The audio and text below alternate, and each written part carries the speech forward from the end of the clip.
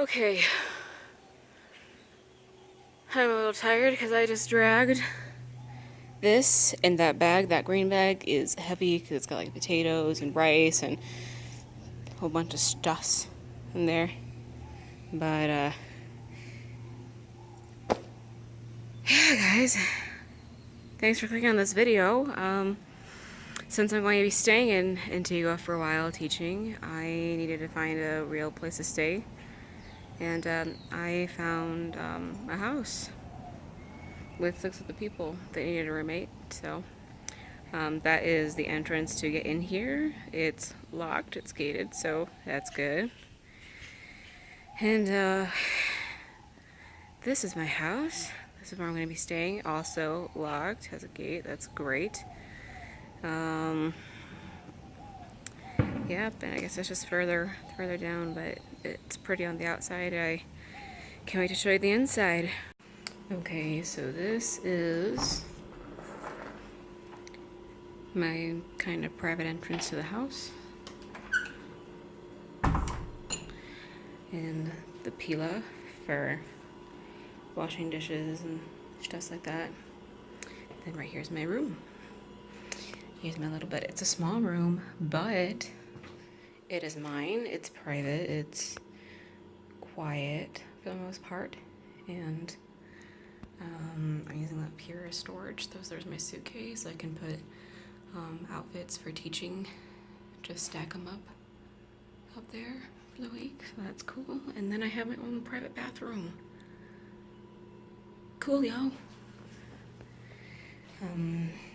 Laundry that needs to be taken to the lavanderia or laundry place. Makeup, bug spray, peppermint oil, vitamins, probiotics, just like that. And then here's my shower. It's not much, but I don't need much. I just need enough to do well with. And then out from my room, here we have laundry, and I'll turn a light on.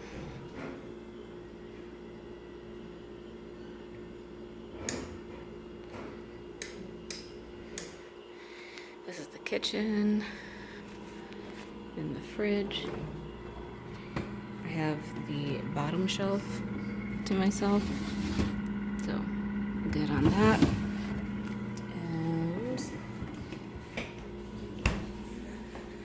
I have these 2 cabinets to myself.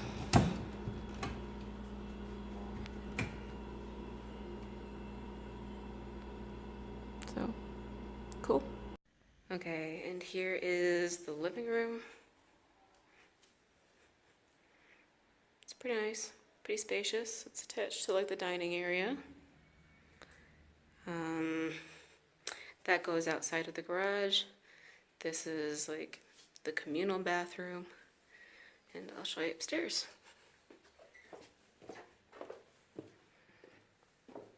Pretty.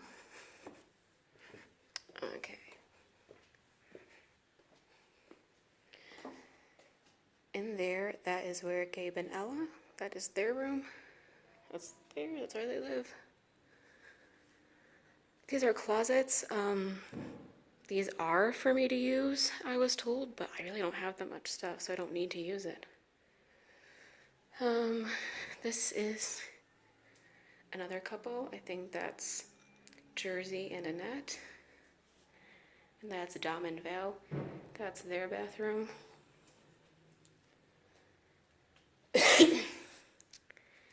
And here's another living room upstairs. It's also kind of like a office because Gabe and Ella teach English and tutor online. So I might come up here sometimes, and they're going to help me get set up with that once I finish my course. Let's go upstairs. On the roof.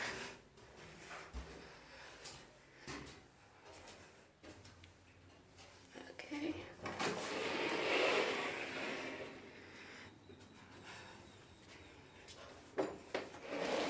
So it rained here today, so everybody's laundry is wet Actually, it's not dry, but I've got a great view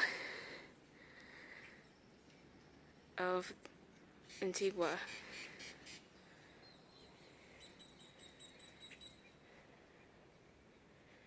Okay, let's go to the other side. Andre isn't a great view.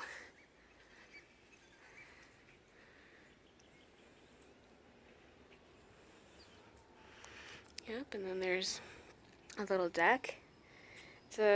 It's a great place. I'm excited to be here.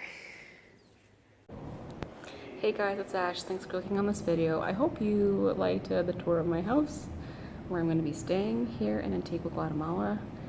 I didn't film this yesterday because it wasn't appropriate to do so. But I'm going to tell you the story anyway. So yesterday was Monday, and it was my first day teaching, and the first class went well, mostly according to plan, but my second class, I have books for like curriculum, and I had 3 activities planned, 2 out of one book, 1 out of the other, and I had those planned to do in class, and none of my students had their books. There was only 1 student who had only 1 of the books. So it threw me off. We did good stuff. Ended up just doing a lot of vocab and kind of got a little bit of grammar done. And I was able to kind of pull off one activity.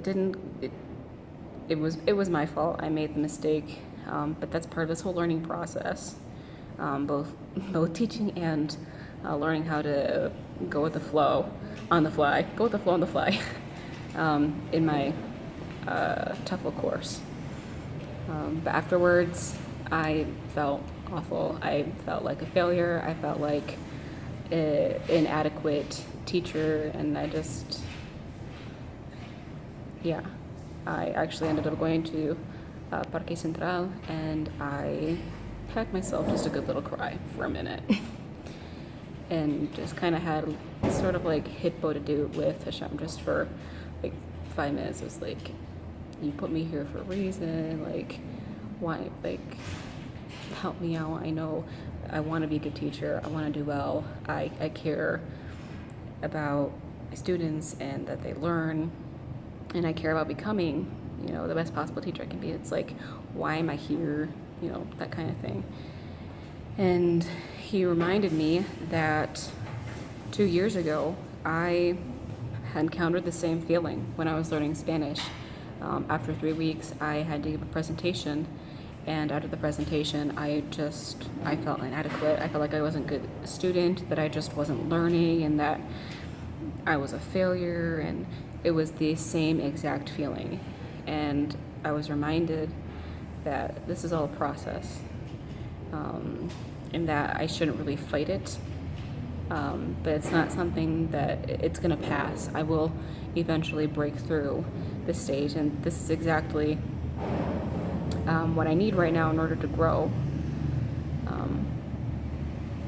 So I had to redo my lesson plan for my class, and yeah. Okay, so it is Thursday morning. It's like 6:45, and I'm on my way to school. I've decided to take the first 2 hours when the building opens, before my TOEFL course starts, to kind of look over my lesson plan and make sure I have everything prepared for my students, because yesterday I did not get worksheets done in time for my first class, which is my home and they're teenagers, and I'm having a really hard time getting them to engage in the lessons. And if you are a TOEFL teacher or instructor, please give me some ideas down below, because they're pre-intermediate 2 in month 3. If they pass this, they go on to intermediate. And I know that they know the material, but they're not opening up, they're not talking, and it's frustrating because I want them to do well. And I know that they can, but I'm having a hard time trying to figure out how to get them to engage. On another note, there was a job posting through Maximo Devel to work in Peru. They need teachers in Cusco. And I talked to my instructor because at the beginning of the course, I had mentioned before that I want to do the Inca Trail and see Machu Picchu. And she kind of said, well, you know, you could contract full-time, teach 6 classes a day, and contract for 6 months. And she encouraged me to go ask my boss if it would be possible to do 3 months in Antigua and 3 months in Cusco, Peru. So I asked my boss about it yesterday, and he said he'd have to talk to the office in Peru about it. And that could be a possibility. So I don't know, everything that's there. There are pluses and minuses to staying here and just being here, because I have friends here. I love my friends that are in Antigua, Guatemala. I know Antigua, and it's beautiful. And there are other things I want to do in Guatemala that, you know, during this rainy season and the fall months, it's just not possible, that I would love to do in December and January. But if this goes through, this would be the perfect time to go to Peru, to do the Inca Trail, and maybe, like, when I'm done teaching, do like a month in Ecuador or something. I don't know. It's all in the air. Nothing's really up to me. I can make the choice to pursue something and to engage, and I can choose to make ways for past doors to open up, and I can choose to enter through those doors. But whether they do or don't, that's not to me, that's up to Hisham. So I'm just taking things as they come. I'm just gonna go with the flow. Whatever happens, happens. Whatever comes, comes. And yeah.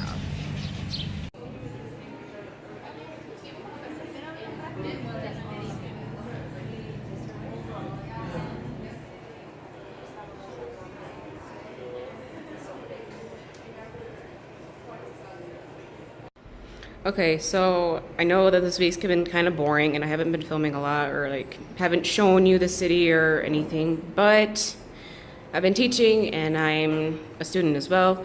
Been busy, so all in due course of time. But I do have some advice for you if you're not afraid of the street food, or if you've got a really, really strong digestive and immune system. Look for the lady on 6th Avenue. She'll be selling things on the truck. You'll see a lot of like tour guides and construction workers standing around just kind of chit-chatting. And she sells these sandwiches. You can get it with ham or with egg, or it comes with avocado, tomato, and like this onion thing, salsas, and beans. And I also got this is new to me. It's bebida de plátano. It's a hot plantain drink. It's like almost like a hot smoothie. And the tour guide, he was telling me that in Guatemala it's like natural medicine. It's high in potassium. It's something that they'll give you in the hospital if like you have a fainting spell or if you're dehydrated. And it's freaking awesome. It's like not too sweet, and it's creamy, and it's warm. Even though it's hot outside, it's just delicious. All this was 11Q. So if you're traveling like really on the cheap, you got sucked into some tourist traps, and you spent a little bit more money than you thought you would, just look for the street food. If you do get sick, or you're afraid of getting sick, go to a pharmacy, get a round of Cipro. It costs anywhere from like 10 to 20Q depending on how big a pack and where you go. But give this a try. Obviously, if you don't have a strong immune system, or you're really afraid of getting parasites or whatever, then maybe you shouldn't, just for your own peace of mind. I've been to Antigua before. Last time I was here, I was sick for 9 months. I haven't been sick since I've been here. I've been eating the street food, like fruit and vegetables. So I haven't had a problem with it, but everybody's different. But if you're looking for a cheap and highly economical experience, and also authentic, just everyday Guatemalan eating experience, get the street food.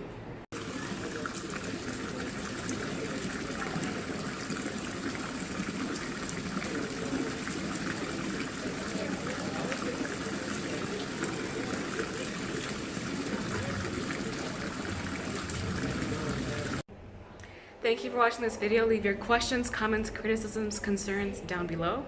Take care. Espero que Dios te bendiga. Shalom brachot. Hasta la próxima.